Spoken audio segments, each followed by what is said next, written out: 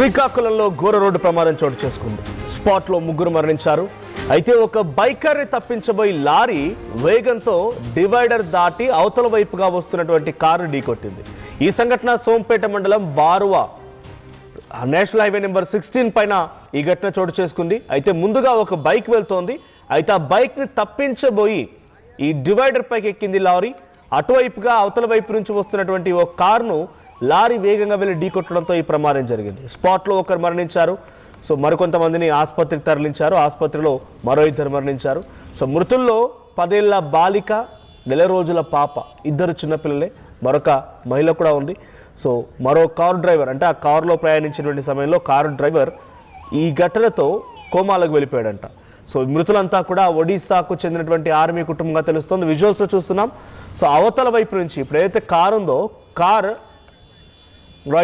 అవతల వైపు నుంచి వస్తోంది. డ్రైవర్ టువర్డ్స్ లారీ అటువైపు వెళ్తోంది. సో లారీ ముందుగా ఒక బైకర్ వెళ్తూ ఉంటే ఆ బైకర్ని తప్పించబోయి డివైడర్ పైకి ఎక్కేసింది. అంటే ఎంత అదుపు తప్పింది, ఎంత అన్కంట్రోల్డ్గా ఉంది అర్థమవుతోంది. ఇక్కడ బైకర్ తప్పిదమా లారీ తప్పిదమా అంటే కంట్రోల్ చేయడం అనేది బ్రేక్ వేసినా లేకపోతే కొంత పక్క వైపు మరలా ఓకే, కానీ డివైడర్ ఎక్కి అవతల వైపు వచ్చినటువంటి వాహనం ఢీకొట్టిందంటే ఈ ఘటనలో లారీ డ్రైవర్ తప్పిదని చాలా స్పష్టంగా కనబడుతోంది. సో డివైడర్ పైకి ఎక్కి యువతల వైపుగా వచ్చి ఎదురుగా వెళ్తున్నటువంటి ఆ కార్ని ఢీకొట్టింది. చూడండి, కార్ మొత్తం కూడా నుజునుజు అయిపోయింది. కంప్లీట్ అసలు కారేనా అన్నట్టుగా ఉండిపోయింది. ఈరోజు స్క్రాప్ దగ్గర పంపిస్తే ఆ స్క్రాప్కి వెళ్ళిన తర్వాత పూర్తిగా ఒక దగ్గరికి నొక్కి పెడతలా ఉంటుందో అలా అయిపోయింది car. So Odisha registered car అది. సో ఒక ఆర్మీ కుటుంబం, ఒడిశాకు సంబంధించిన ఒక ఆర్మీ కుటుంబం వెళ్తున్న క్రమంలో ఈ ఘటన చోటు చేసుకుంది. సో లారీ ఎక్కడికి వెళ్ళిపోయింది చూడండి, హైవే ఎక్కడ ఉంది, లారీ ఎక్కడికి వెళ్ళిపోయింది చూడండి. ఆ విజువల్స్లో లారీ ఆ కార్ని ఢీకొట్టి పక్కన ఫెన్సింగ్ ఉంటే ఫెన్సింగ్ను సైతం దాటేసి ఎక్కడో దూరంగా ఆ లారీ ఆగిపోయింది. సో ఇంకా ఇతరత్ర వాహనాలు ఏదైనా వచ్చినా కూడా ఆ వాహనాలను కూడా ఢీకొట్టేది. ఇక్కడ వెంటనే హైవేల పైన మనం చూస్తూనే ఉన్నాం, వెంటనే సెకండ్కు ఒక కార్ వెళ్తూ ఉంటుంది. సో ఆ గ్యాప్లో ఇంకేదైనా వాహనం వచ్చినా ఆ వాహనాన్ని కూడా ఢీకట్టి ఉండేది. సో లారీ హైవే నుంచి సుమారుగా 200 మీటర్ల దూరంలో ఓ పొలాల్లో ఆగిపోయింది, చుట్టుపక్కల వ్యవసాయ పొలాల్లో ఆగిపోయింది.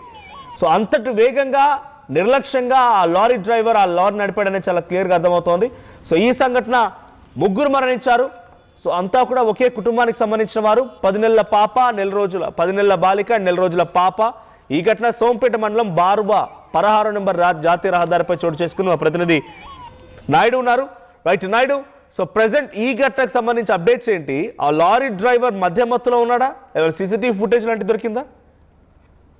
మనం చూస్తే కనుక సోంపేట మండలం బారువా 16 నెంబర్ జాతీయ రహదారిపై ఘోర రోడ్డు ప్రమాదం సంభవించింది. విశాఖపట్నం నుండి ఒడిశా వెళ్తున్నటువంటి కారు, వారైతే మాత్రం వారి మాటలో వెళ్తున్నారు. ఒడిశా నుండి శ్రీకాకుళం వైపు వస్తున్నటువంటి లారీ ఒక ద్విచక్ర వాహనాన్ని తప్పించిపోయి అది తప్పి డివైడర్ దాటి ఏదైతే పక్క రూట్ లో బోల్తా పడిందో, బోల్తా పడిన ఘటనలో ఆ కారు మాత్రం 2 ముక్కలైంది. అందులో మొత్తం ఒకే కుటుంబానికి చెందిన 3 చిన్నారులు, తల్లి ఉన్నారు, డ్రైవర్. వీళ్ళంతా కూడాను విశాఖపట్నం నుంచి బాలాసూర్ తమ స్వగ్రామం వెళ్లేందుకు ప్రయాణమయ్యారు.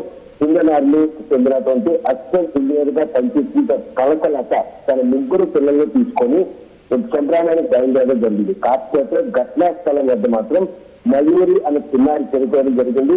అదే చిన్నారి చనిపోవడం జరిగింది. మిగిలిన 4 కూడాను 108తో పాటు స్థానిక అంబులెన్స్ కూడా రావడం ఆలస్యం కావడంతో స్థానికుల సాయంతో వారిని సోంపేట ఏరియా హాస్పిటల్ తరలించారు.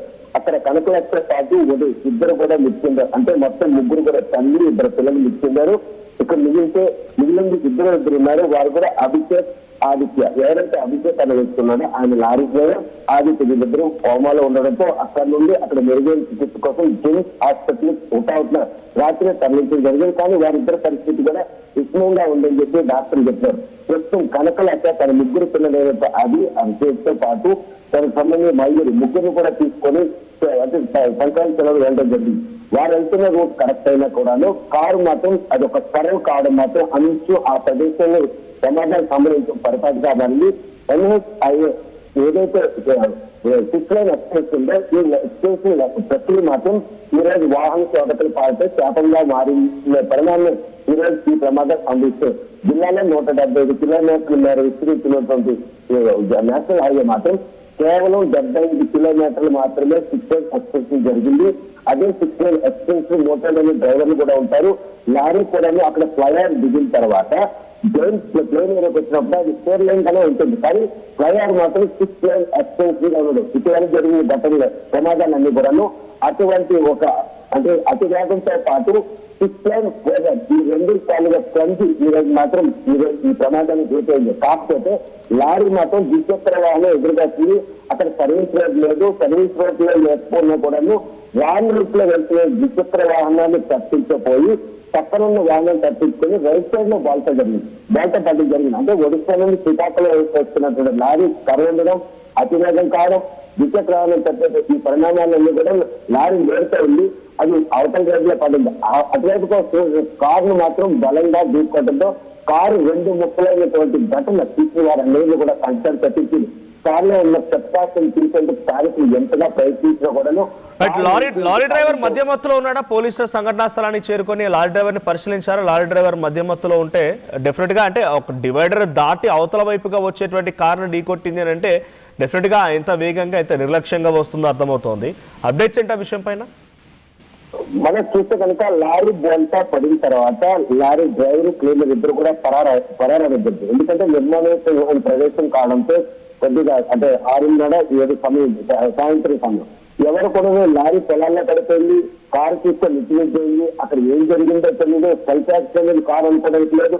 లారీ పొలాల్లో పడుతున్న విషయాలు మాత్రం ఎవరో క్షుణ్ణంగా గమనిస్తే తప్పకుండా అక్కడ యాక్సిడెంట్ అయిందనే విషయాలు మాత్రం ఎవరికి తెలిసే పరిస్థితి. ఇక్కడ హుటాహుటిన కనుక చికిత్స అందినా లేకపోతే సాహిత్యం అందినా కూడాను ఉన్న ముగ్గురు ఇద్దరు కూడా ఎవరైతే నలుగురు ఆసుపత్రికి తరలించారో వాళ్ళని అతివేగంగా కనుక చికిత్స అందించగలిగితే తల్లి కూతురు బతుకుండేవాళ్ళు. కాకపోతే అది రిలేషన్ తగ్గింది. ఏ గ్రామానికి సంబంధించినటువంటి లొకేషన్ కాకపోవడంతో మాత్రం ఈ రోజు లారీ డ్రైవర్ ట్రైన్లు ఇద్దరు కూడా పరారు. వారి కోసం పోలీసులు కూడా గాలిస్తారు. ఎందుకంటే లారీ అయితే బాల్టా పడింది కానీ వారికి ఎవరికి కూడా దెబ్బలు తగిలే పరిస్థితి ఉంది కాబట్టి దానికి పరారు అయ్యి ఉంటారు. వాళ్ళు మద్యం చేయించారా లేకపోతే అధివేగం కారణం వస్తే ఈ కారణాలన్నీ కూడా భార్య పోలీసులు చేసిన దర్యాప్తు చేశారు. ప్రస్తుతం మాత్రం ఆ ముగ్గురు అంటే తల్లి కూతురు కొడుకుతో పాటు ఘటస్థలం దగ్గర కొడుకు చనిపోతే తల్లిండు అదే కూతురు ఇద్దరు కూడా అవసరంత హాస్పిటల్ ఇచ్చిందరో బతుకున్నటువంటి ఎవరైతే చిన్నారిందో అభిషేక్ అదేవిధంగా ఆదిత్య లారీ డ్రైవర్ వీళ్ళిద్దరూ మాత్రం శ్రీకాకుళం జెమ్స్ హాస్పిటల్లో ప్రస్తుతం మాత్రం చికిత్స పొందుతారు. వారు కూడా ఐసీలో ఉన్నారు. వారి పరిస్థితి కూడా ప్రాణాపాయ స్థితిగా ఉందని చెప్పి వైద్యులు చెప్పడంతో ప్రస్తుతం ఈ విషయంపై మాత్రం వారికి సంబంధించిన బంధువులు ఎవరికి కూడా సమాచారం ఇచ్చారా, అక్కడ ఏదైనా ఆధారాలు దొరికారు, వారు ఎవరైనా వస్తున్నారనే విషయంలో మాత్రం పోలీసులు ఆ బంధువులు అడ్రస్ల కోసం ఆరా తీస్తున్నారు. నిన్న జరిగినటువంటి ఈ ఘటన మాత్రం అక్కడ అందరినీ కూడా కంటకడి పెట్టించింది. మనం చెయ్యని తప్పుకు ఈ రోజు ఆ కుటుంబం అంతా కూడా లారీ రూపాయలు తిరిగి మాత్రం వాళ్ళు తప్పించిపోయింది. అందులో ఎటువంటి అర్థం చరిత్ర సృష్టించినోడు ఇప్పుడు ఆ చరిత్రని తిరగరాయబోతున్నాడు. అబద్ధాల గోడల్ని బద్దలు కొట్టి నిజాలను రాగా మీ ముందుంచబోతున్నాడు. నిజమైన వార్తల కోసం వెంటనే డౌన్లోడ్ చేసుకోండి రా యాప్ని.